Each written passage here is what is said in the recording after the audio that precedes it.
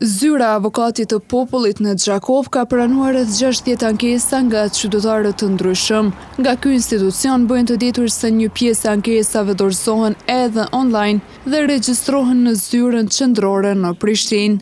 Sikur se vitet paraprake, edhe gjatë këtij viti kemi pranuar një numër të konsiderueshëm të ankesave. Deri tani numri ka mbërrit 60, që do të thotë nuk ka ndonjë mos më të madhe apo më të vogël se vitit paraprake, parafërsisht këtu vërën, por ta kemi parasysh që një numër i madh të qytetarëve bëjnë ankesa dhe online dhe këtu regjistrohen drejt në zyrën qendrore në Prishtinë. Kështu që thjesht nuk mund të themi që ankesat e rajonit Gjakovës janë gjitha ky numër që po them, meqense se mund të jetë më të mëdha për shkak se ato janë regjistruar në zyrën qendrore apo në zyra të tjera. Krahas trajtimit të ankesave, janë organizuar edhe fushata informuese në 6 shkolla të rajonit të Gjakovës. Vlen ta cekit se gjatë këtij viti, sikur edhe viteve paraprake, ne kemi organizuar fushata informuese në përshkolla.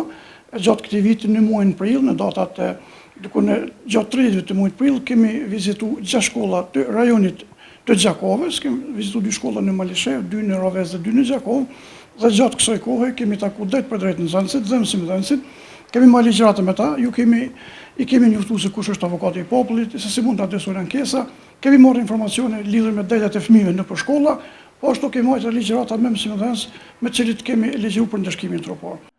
Kaqënari gjithashtu bën të ditur se gjatë vizitave në terren janë mbledhur informacione për gjendjen në shkolla, ndërsa janë trajtuar edhe rastet që lidhen me fëmijët. Sa i përket ankesave, nuk kemi pranuar ankesa për fëmijëve, por kemi marrë informata drejt për drejta në terren se si është gjendja atje. Por ndryshe nga ana tjetër, Departamenti për mbrojtjen e fëmijëve dhe ne si zyrë kemi trajtuar ankesa që kanë bënë me fëmijët dhe kemi pas ankesa që i kemi trajtuar kur fëmijët kanë pretenduar që janë bullizuar. Nga zyra e Avokatit të Popullit u bëhet thirrje qytetarëve që të raportojnë çdo shkelje të drejtave të tyre, duke theksuar se ankesat mund të paraqiten si në zyrat rajonale, ashtu edhe përmes platformave online.